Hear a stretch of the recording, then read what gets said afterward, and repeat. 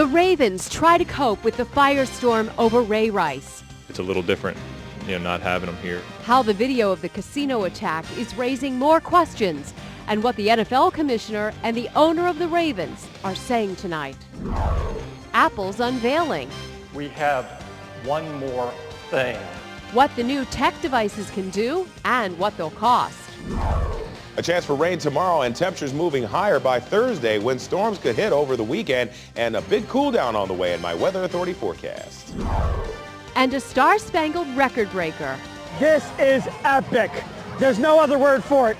How thousands of Maryland students made history today. Live in high definition from WBFF in Baltimore. This is Fox 45 News at 10. Hello, I'm Jennifer Gilbert. Jeff Barn is off tonight. We have team coverage of breaking developments in the Ray Rice case. Sports director Bruce Cunningham has new reaction from players. Our Jeff Abel reports on what has become a public relations nightmare for the Ravens. And Joy LaPola investigates who could have had access to that video. But first tonight, Ravens owner Steve Bisciotti tonight posted a letter to Ravens fans on the team's website. Addressing Ravens stakeholders, he says, "You deserve an explanation." He outlines how the Ravens handled the situation from the beginning when he says the Ravens contacted the casino management and asked if there was video from inside the elevator. He says the casino, local police, and the prosecutor's office all refused to share the video. Bisciotti says NFL officials had been informed and were also trying to retrieve the video.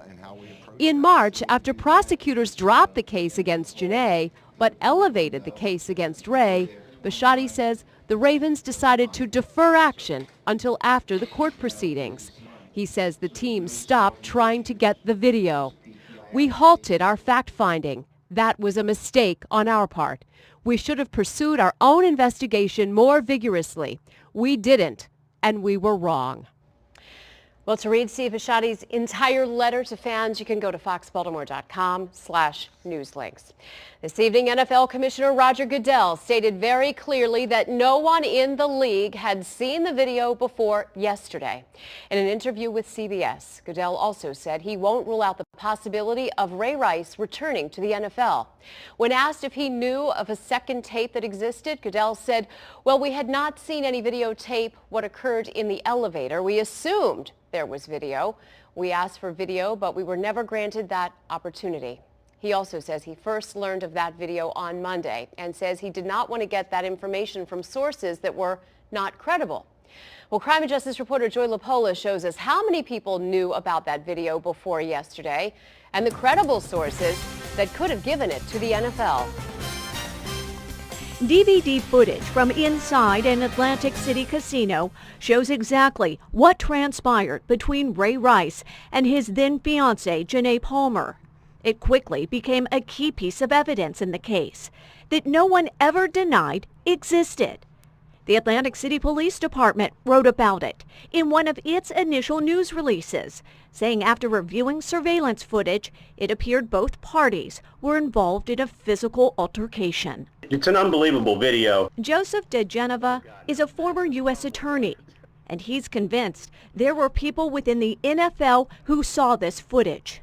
It is inconceivable to me that given the sophistication and seniority of the NFL security team, which is composed almost entirely of former FBI agents, that they did not see this video. So what do you think the fallout will be from this? If they did see this video and the commissioner gave this the punishment that he did, 2-game suspension, the commissioner should be fired. We know besides police, the prosecutor had a copy of the DVD, as did the casino and the New Jersey Division of Gaming Enforcement. And so did Rice's attorney. It's discovery that Michael Diamonstein strategically kept out of evidence, and prosecutors didn't challenge. He's being treated the same as any other defendant would in Atlantic County. Do you expect that video from inside the elevator to ever be released? I mean, I'm not going to release it, so I don't know who else would. But the NFL, DeGeneva says, could have used its influence to get the video. If the NFL knew that his attorney had a copy and the attorney would not give it to them, that would have ended the matter for me. He would have been given a full year suspension at that point, because the only reason he wouldn't turn it over is because it isn't good. Former workers at the Revel Casino tell me an internal investigator with the Baltimore Ravens did approach the casino about obtaining a copy of the DVDs, but that the casino turned them away. It wasn't until after Rice was indicted the workers say the casino provided the footage to Rice's attorney with the understanding he'd give it to the Ravens. Diamondstein had no comment. Coach John Harbaugh had this to say on Monday.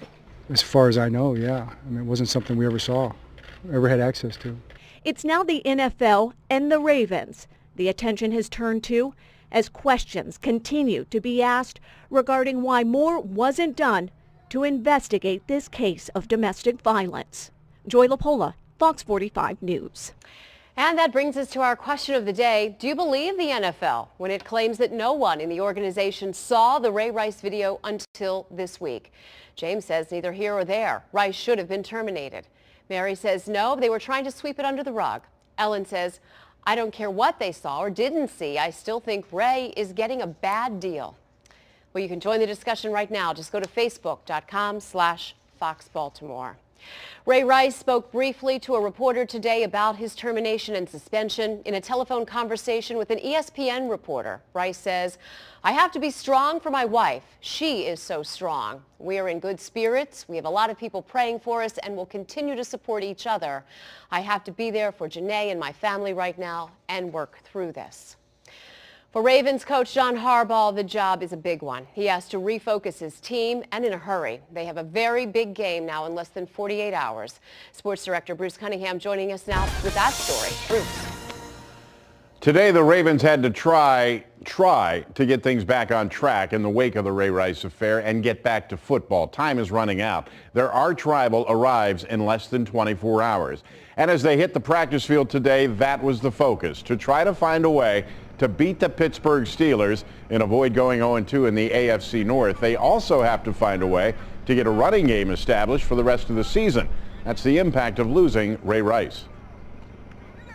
Yeah, we came in together. We were drafted together, so feel like I know Ray pretty well. And when you're that close to a person, obviously it's a little different. Not having him here and realizing that you're not going to have him here. But like I said, having said that, we got to move on and we got to focus on Pittsburgh. And that's the trick. It's all about refocusing now. One veteran Raven talks about that later in the hour in Sports Unlimited. Okay, thank you, Bruce. The Baltimore Ravens had said they would exchange Ray Rice jerseys for jerseys of other players. Tonight, they released details about how that would happen. Fans will be able to exchange jerseys on Friday and Saturday between 8 a.m. and 3 p.m. at the team store inside M&T Bank Stadium.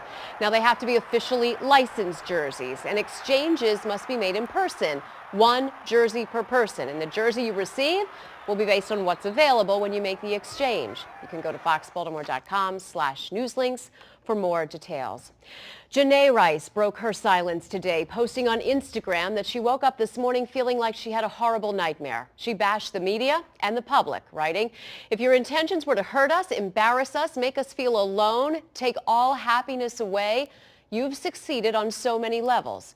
Just know we will continue to grow and show the world what real love is. Ravens Nation, we love you. Ray Rice and his wife are certainly the focus of intense scrutiny this week, but as John Rydell reports, their case also has many Americans turning their attention to the nationwide battle against domestic violence. The grainy images inside a casino elevator are now ingrained in the minds of the public. To some, the actions of now former Raven Ray Rice are shedding new light on intimate partner violence and its consequences. Since he's well known to everybody, if he were to stay on the team and nothing was done, at least everyone, it would just be a big shocker to everyone that nothing was done. Disturbing as it was, and it stinks because he was a very good player, but you can't leave things like this go unnoticed. On the campus of Towson University, some students say the Ray Rice case may heighten a sense of urgency about domestic violence. If they're aware of it happening in a situation that, that they, the person that they know, then they should definitely do something about it. Those who counsel victims of domestic violence here at GBMC believe all of the publicity surrounding Ray Rice may actually increase public awareness about a problem they say is often underreported. Domestic violence and abuse is more than just a legal issue, it is a health care issue. Colleen Moore is the coordinator of GBMC's domestic violence program. She says 1 in 4 women in the U.S. will become victims of intimate partner violence. We really need to focus on how prevalent domestic violence is. It's not something that, just happens in certain communities or, certain age groups, or it happens across the board. And Colleen Moore hopes it's those cases that will be brought to light, abuse cases that usually never wind up on video. John Rydell, Fox 45 News. Well, nurses in most ERs are trained to look for signs of abuse among patients. If there is any evidence, patients are referred to domestic violence programs. The public relations nightmare that the Ray Rice controversy has become for the Baltimore Ravens. That is new at 10:30 tonight. Once you leave your house, you can still be the first to know about any breaking details on this story and all the others by signing up for Fox 45 News on the go. You can sign up for text alerts and download the Fox 45 News app. Just go to foxbaltimore.com and click on mobile to get started. The news app is free.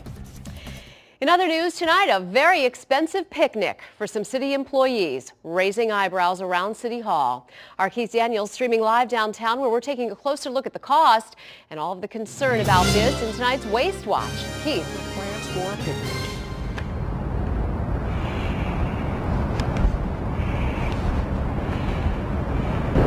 At Baltimore City Hall, concern over cash. This time, a pricey picnic. If we don't have funds for paved streets, we should not have funds for hamburgers and hot dogs. City Councilman Brandon Scott with questions after learning the Department of Transportation spent more than $15,000 for an employee picnic, with some workers paid to attend. Scott baffled now over the spending party, especially after being told, he says, the DOT doesn't have enough money to fix potholes and roads in his district. For me, it raises concern because I think that when you have the Department of Transportation who tells folks like me that they can't repave streets, but they can have a picnic on the taxpayer's dime, is unacceptable. And just what could the $15,000 spent on the party do in street repairs for Scott's district? According to the Department of Transportation, the average cost to fix a pothole in the city is about $40. That's 375 potholes fixed for the cost of that picnic. And what about the average cost to repave a city street? Officials say that's about $82,000 per lane mile. That's roughly the length of 3 football fields, or 0.18 miles. Transportation officials say the picnic was held August 9th at Druid Hill Park, with about 1,000 employees attending.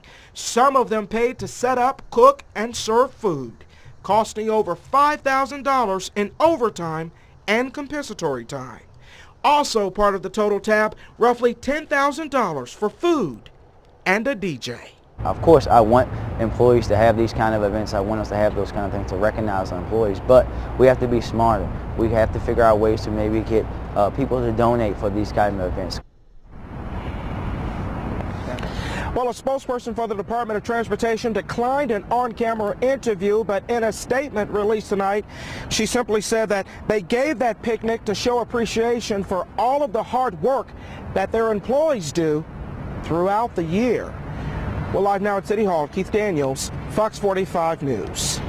Thank you, Keith. It's our duty to hold our elected officials accountable, and you can help us do that by joining our Fox 45 Waste Watch. If you have a story about government waste, call our hotline, 410-662-1456. You can also go to our website, foxbaltimore.com, and click on Waste Watch. A ticket issued to a 7-year-old. The rule he apparently broke on his trip to the beach. That's in 10 minutes on Fox 45 News at 10. We have one more thing. The key question about the battery in Apple's new watch when the News at 10 continues. And it looks like we saw a mixture of some clouds out there. A little bit of sun tried to break through, but we're seeing still a few remaining showers popping up on the eastern shore. I'll show you how long rain potentially could stick around and the change in the temperatures coming up in my Weather Authority forecast. Tomorrow night, President Obama goes on primetime television to talk strategy in dealing with ISIS. President Obama met with the top 4 congressional leaders late today before tomorrow's address to the nation. It is 1 year to the day of his last one, where he explained his decision to pull back from airstrikes targeting Syrian President Bashar al-Assad. The idea of any military action, no matter how limited, is not going to be popular. After all, I've spent 4.5 years working to end wars, not to start them. If he's now here 1 year later making the case potentially for expanded military action in that region, does it not suggest that maybe he was too quick to get out? It does not, Ed. The United States should not be in a position of placing the burden on our American military to be solely responsible for providing security in Iraq. Meanwhile, the White House says the president was blunt behind closed doors, telling the congressional leaders he believes he has the existing authority to target ISIS without a vote in Congress. Well, after about 5 weeks back in their districts, members of Congress have returned to Washington. They're expected to push some domestic issues aside and instead focus their efforts on the growing threat by the Islamic State or ISIS. Our national correspondent Christine Frizzell has more on what Congress's role may be. A quiet Washington is now bustling again as lawmakers return to work and face a changed agenda and an altered international landscape. Over the weekend, President Obama appeared on Meet the Press and laid some groundwork for a midweek speech, an announcement for a potential strategy for action against the Islamic State. I am going to be asking Congress to make sure that they understand and support what our plan is, and it's going to require some resources, I suspect, above what we are currently doing. Those resources are not likely to be in the form of ground troops. So what role will Congress play? I think he's going to be asking them to support him politically with their words, and I think he's going to be asking them to support him with deeds. Those deeds, says political management professor Matthew Dallek, will likely come from the one place Congress holds the power, the purse strings. Congress, just as they had to continue to reapprove, reauthorize funding for both Afghanistan and Iraq, they're going to have to do the same at some point for waging this war or limited military engagement, whatever you want to call it, against ISIS. The president is expected to meet with some congressional leaders ahead of his speech on Wednesday. But even before that, some lawmakers have already publicly stated their interest in doing something. Republican Frank Wolf in the House and Democrat Bill Nelson in the Senate already are preparing legislation to authorize U.S. airstrikes inside Syria.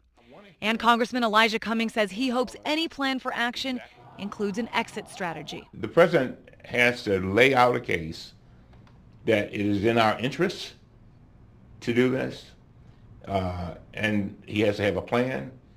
He has to be able to define what success is. Others, like Congressman Peter King, say the president does have the authority to take action without support by Congress. It's probably better for him to get congressional approval, but which I would certainly vote for, but I don't believe he needs it, and if that's going to delay what he wants to do, he should go ahead and just take action without waiting for Congress. A change of course for top decision makers ahead of the midterm elections. I'm Christine Frizzell, Fox 45 News.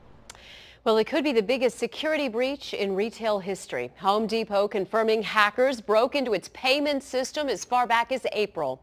They stole debit and credit card data, but the company says PIN numbers were not exposed.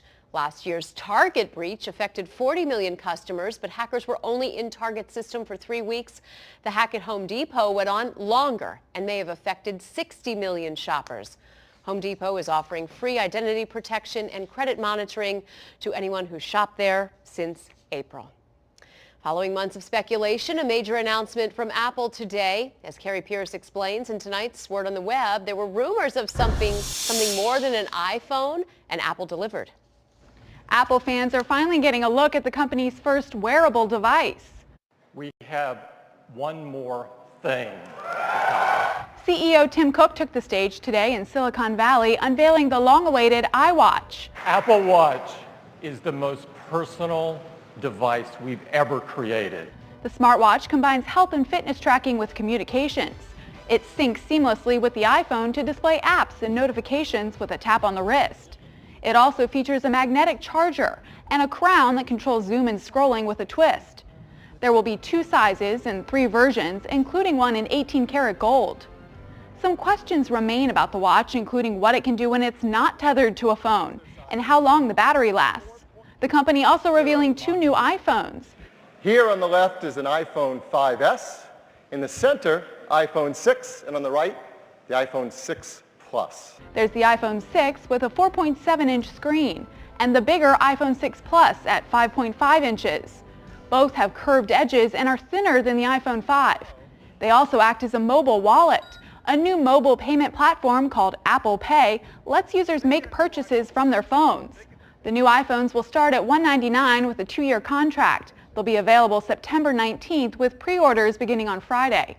The Apple Watch starts at $349 and will be available early next year. I'm Carrie Pierce, and that's your Word on the Web. Some cloudy skies today. Our chief meteorologist, Vitas Reed, is here with your first look at your Weather Authority forecast. Hi, Vitas. Hey, Jennifer. We did see mostly cloudy conditions out there through much of the day. Not much in the form of rain. Most of the showers were either to the south or east of us, and it looks like we just had a few sprinkles out there. But on HG radar scanning the skies over Baltimore, looks like we're not seeing any rain in the neighborhood. We'll stay, I think, mainly dry through the overnight. There's only a slight chance for a few pop-up showers, mainly to the south and east of us, about a 20% chance. Putting it into motion here, we can see where the rain is. It looks like it's mainly to the south and east as the system continues to track just off the coast. It looks like there's still a little bit of rain trying to work its way in with that easterly flow that we're getting, but I think most of that should stay to the southeast. Temperature-wise, we're sitting comfortable, 69 degrees in Hagerstown, 72 downtown Baltimore, and then Salisbury sitting at 70 degrees. Looks like overnight we'll drop down to right around 68, mostly cloudy and mild. It looks like we do have a little bit of a warm-up for the next couple of days, but much cooler air coming, and I'll have a look at your weekend forecast in just a bit. All right, thank you, Vitas. A child gets a ticket from a cop. He made me write my name on the ticket thing. I was scared. The rule he apparently broke, and the person that should have gotten the ticket. Next on Fox 45 News at 10. And the fiery end to one roller coaster when the News at 10 continues.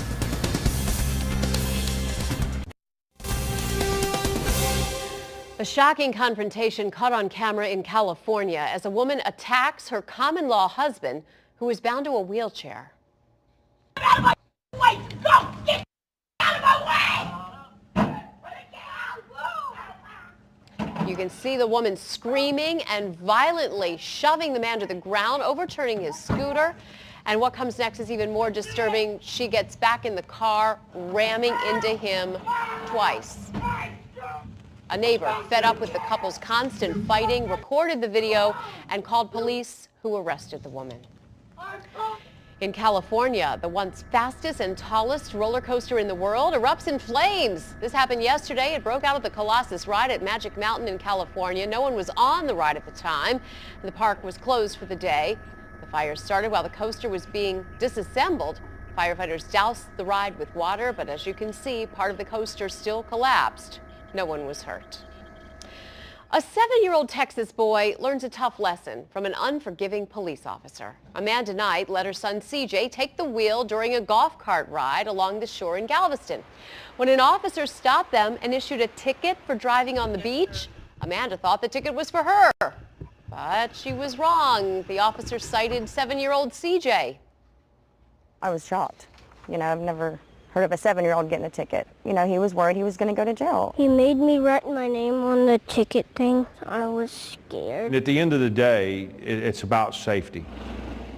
Well, in Galveston, you have to be a licensed driver to operate a golf cart in designated areas, but the police chief agreed the ticket should have been issued to CJ's mom.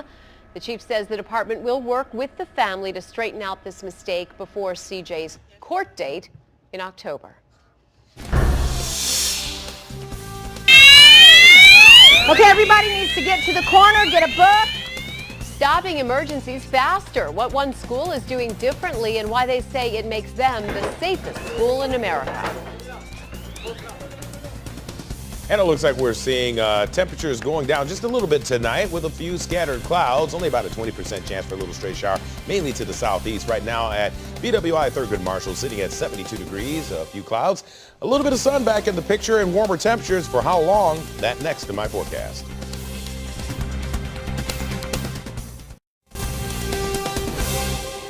New at 10:30 tonight, the Associated Press was allowed to watch a copy of the elevator video with Ray Rice and his fiancée with sound. The reporter took notes on what he heard. The audio clearly picks up both Ray and Janae yelling curse words at each other when they enter the elevator. The AP reporter saw a longer, higher quality version of the video than TMZ got.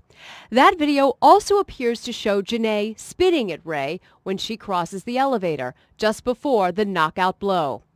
The AP reporter says Ray stood over her for a while, making no attempt to cover up what happened. Then, when hotel security was around, one guard can be heard saying, "She's drunk, right?"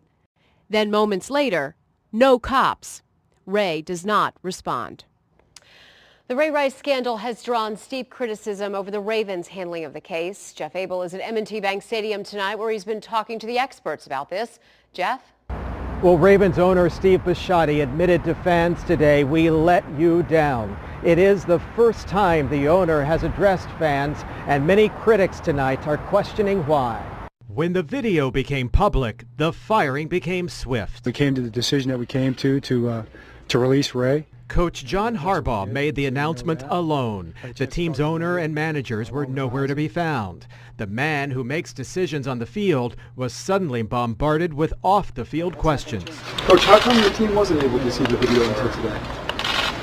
I have no answer for that. From questions about the NFL's viewing of the video, I don't have any understanding or knowledge of any of that. I don't know. to questions about the team's change of heart. I don't know if I want to get into all the details about it. I mean, I think it's pretty obvious. So many questions and so few people to answer them. Perhaps this was a moment of a missed opportunity, perhaps, when ownership could have come forward to say, this is what we stand for, this is what we tolerate, this is the code of conduct that we expect of our players, and this is what we have decided to do. Amy Rotenberg is a crisis management expert who says that what the team may have missed in an opportunity, they gained somewhere else. Frankly, if I was giving the advice, speed was really important here, and they did that. I accuse President Cass and General Manager Newsom of Baltimore of failing to act internally. But critics have been quick to condemn the team's accountability, even on the day of the firing. They have had 6 weeks to add a team suspension to Rice's token league punishment, to try to make the scales of justice slightly less out of all balance. They did nothing. Well, in his letter to fans today, owner Steve Bisciotti admitted the team was wrong for not more vigorously pursuing this case. At M&T Bank Stadium, Jeff Abel, Fox 45 News. Some endorsement fallout from the Ray Rice video. Nike officially terminating its endorsement contract with Rice earlier today. Nike used Rice as recently as January to unveil to the press its special cold weather gear it made for the Super Bowl in New Jersey. EA Sports will remove Rice from their new video game, Madden NFL 15. It will be part of their Week 1 update. And Ray Rice's college, Rutgers University, has removed Rice from all of their football highlight reels. You can stay up to date on this story even when you're not home. Sign up for Fox 45 News on the go. You can sign up for text alerts and download the Fox 45 News app. Just go to foxbaltimore.com and click on mobile to get started. The news app is free.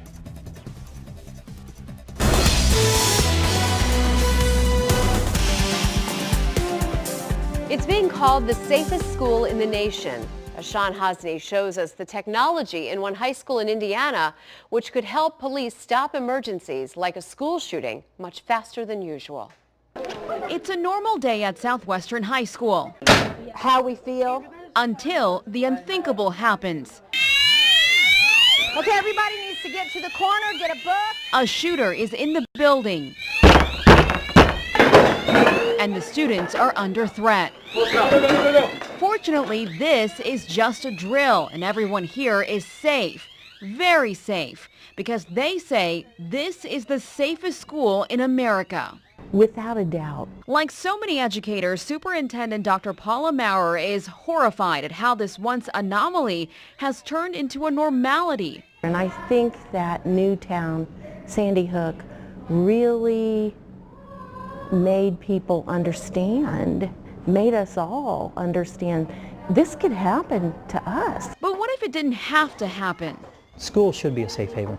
Montgomery County Deputy Mike Kersey says he's found a new way to keep our kids safe. All the training we were doing really wasn't mitigating the incident. Remember those active shooter drills? Well, they're not exactly ideal. Typically, it takes 2 to 4 minutes after a shooting has already begun before someone calls 911. And then it takes time for authorities to get there. All the while, there's little information about what exactly is happening inside. In my building, the sheriff's department is aware of what's going on within seconds. That's because Southwestern is now armed with a one-of-a-kind security system that networks the school with the sheriff's department. Here's how it works. First, every teacher is required to wear a key fob. If there's ever a life-threatening emergency, they press it, immediately notifying law enforcement. Angie, we have a life-threatening emergency at the Green Valley High School. Then they report to the system whether their class is safe, under attack, or if someone is injured. And in seconds, deputies miles away have a complete layout of what's going on. Dispatch, shots fired at the art room. On top of that, security cameras and sensors allow authorities to track the shooter without ever stepping foot in the building. We can locate him, we can give a description of him immediately, we can track him throughout the building. We know his weapons platform, we know what he's doing and where he's doing it instantly. If the shooter reaches a classroom, a hardened door stands in his way, a door that can't be breached in seconds. As authorities are en route, deputies can remotely set off a non-life-threatening counterattack. We can start controlling where he goes within the building. We don't have to wait till the incident really is about over with, which is what was happening before. The Indiana Sheriff's Association has backed the school as a best practice solution for school safety. The hope that it'll change the way we protect our kids across the nation. It's here, it's now, we've got to do it. Now is the time. Get on the ground! Get on the ground!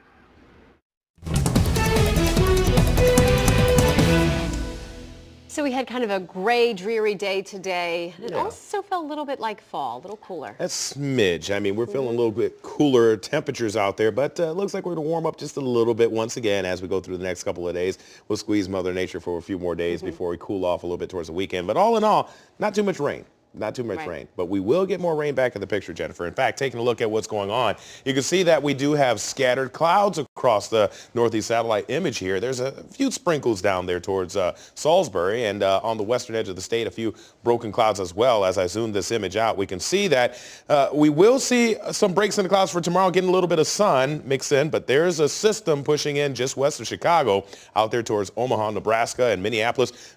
Pretty good system here that has some strong storms that are moving through that part of the upper Midwest. Now, this activity will be heading our direction, so we're going to get a chance for seeing some of this as we get towards Thursday, and then that's going to usher in some cooler temperatures that's coming down out of Canada. So what we're going to continue to see is tracking this activity into the area with those changes by Thursday, and we could see a few heavy rainmakers out of this, but after it pushes through, we'll probably get some cooling effects across parts of the area. So looking downtown, Inner Harbor right now, pretty nice, tranquil, quiet. Temperatures at 72 degrees, winds out of the east-northeast at 12, humidity levels at 73%. Looks like those temperatures in the immediate area right now, comfortable at Columbia. Right now, Howard County, 69 degrees. Down at Anne Arundel County, Annapolis sitting at 72. Cockeysville, 70 degrees, 68 in Bel Air. And then folks over in Chestertown coming in at 69 degrees. We can see on the satellite radar, not a lot going on. Like I said, the clouds have been breaking up a little bit. Scattered clouds here and there. For tomorrow, it looks like we'll start out on the dry note and we'll get more sunshine through the mid-afternoon. So partly sunny skies we should see. And then it looks like for your morning commute, we're seeing 7:30 dry conditions in through your lunchtime and then commute home nice and dry. Now, things will change a little bit as we get into Thursday. Starting off the day dry, we'll probably get a little sun to start the day off, but then clouds gather and then that front gets here from the west and we'll get some showers and thunderstorms organizing over the area through the late afternoon hours on Thursday, and then we'll start seeing temperatures drop. So for the forecast tomorrow, I think we'll get partly sunny skies and warm conditions. It looks like we'll continue to see those showers, which are kind of showing up. Hang off to the east, we'll be okay. Temperatures right around 78 degrees. Your complete 7-day coming up. How thousands of Maryland students join together to make history in 10 minutes on Fox 45 News at 10. And concern about a respiratory virus spreading through the Midwest when the News at 10 continues.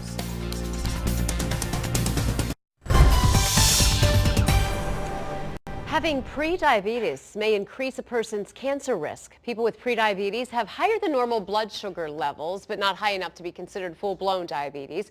Researchers analyzed 16 studies, including nearly 900,000 people from around the world, and found people with prediabetes had a 15% overall increased risk of cancer. The review found significant associations between prediabetes and specific types of cancer, including stomach, colorectal, liver, pancreas, breast, and endometrial cancers, and no link between prediabetes and lung, prostate, ovarian, kidney, or bladder cancers. While the overall cancer rate in American children has remained stable during the last decade, rates of thyroid and kidney cancers appear to be on the rise. Researchers used data for the years 2001 through 2009 from several state and national cancer databases, identifying more than 120,000 cancer cases among children up to 19 years old. Thyroid and kidney cancers saw average increases of about 5% per year. Study authors say while it is scary to see an increase, overall these cancers are very rare and the increases are very small. A respiratory virus that's spreading across the Midwest now has health officials nationwide, including Baltimore, very concerned about outbreaks. Staff at the University of Maryland Medical Center met today to discuss the virus and make sure they're prepared for a potential onslaught of cases. The enterovirus includes severe symptoms, leaving patients struggling to breathe. At least 1,000 children have been treated for it so far. Doctors say kids are especially susceptible. What happens with our immune system is when we see a virus at some point in our life, we actually develop immunity to that virus. And since this virus hasn't been around in the United States in a while, all of our children under a certain age have never seen this virus before. 12 states have asked the CDC to investigate outbreaks and clusters of the virus.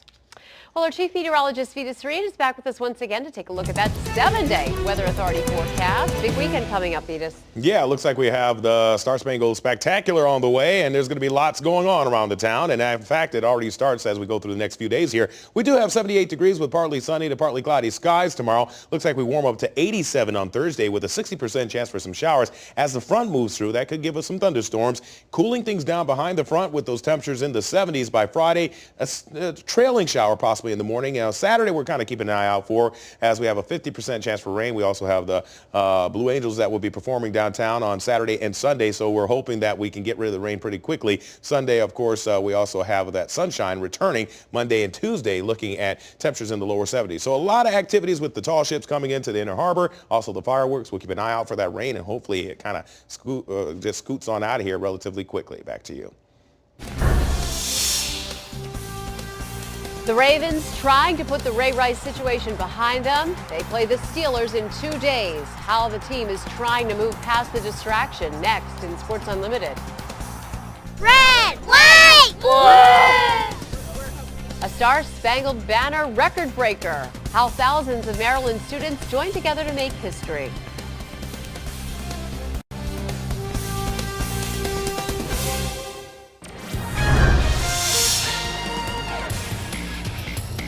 With their arch rivals flying into town in less than 24 hours, the Ravens are working hard trying to get past the Ray Rice debacle and back to the business at hand, and that's trying to beat the Pittsburgh Steelers, and that is easier said than done.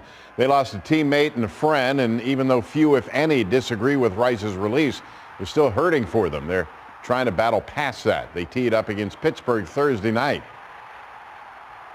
We haven't even talked about it, to be honest. It's a short week. We don't have time for a lot of the nonsense. We've got to get down to the nuts and bolts, the X's and O's of what they do, put them under a microscope as best we can, and see where we can give ourselves the advantages and be successful. As you've seen tonight, Ravens owner Steve Bisciotti sent a letter to all season ticket holders. You can read the entire message on foxbaltimore.com. In part, he said, quote, "Yesterday morning, September 8th, all of us saw the video from inside the elevator. It's violent and horrifying. I immediately came to the office and called a meeting with Dick Cass, Ozzie Newsome, John Harbaugh, and Kevin Byrne. The meeting was relatively short. The decision to let Ray Rice go was unanimous. Seeing that video changed everything. We should have seen it earlier. We should have pursued our own investigation more vigorously. We didn't, and we were wrong."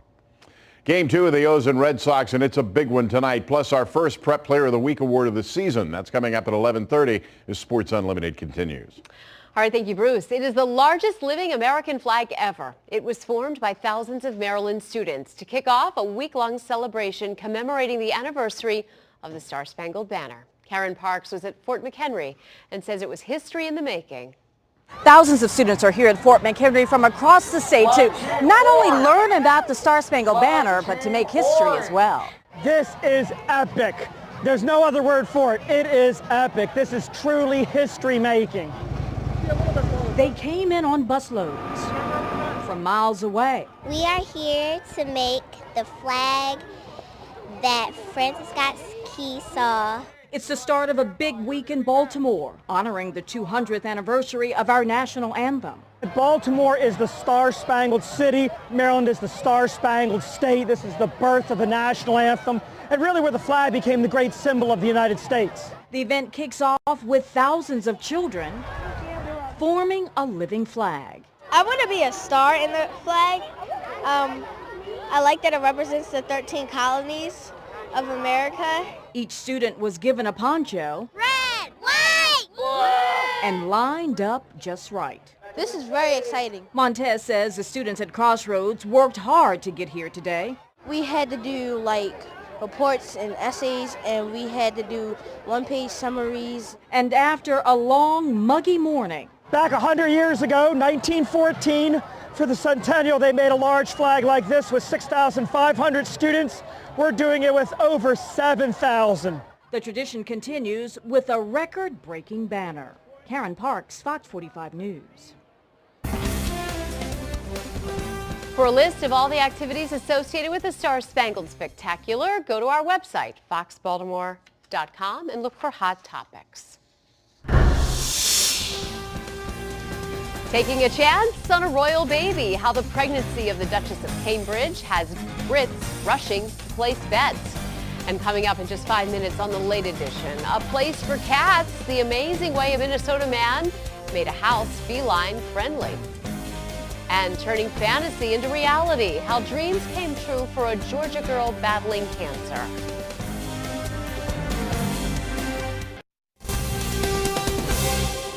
All bets are on as the UK waits for royal baby number 2. Britain's biggest bookmakers are expecting a lot of business after Prince William and his wife Kate announced they're expecting a second baby. Royal watchers are taking bets on everything from the child's gender, name, and birthday. A spokesman for one of Britain's biggest bookmakers, William Hill, says many gamblers are putting their bets on a girl. The new baby, boy or girl, will become 4th in line to the throne, pushing Prince Harry to 5th. It's 11 o'clock. Do you know where your children are?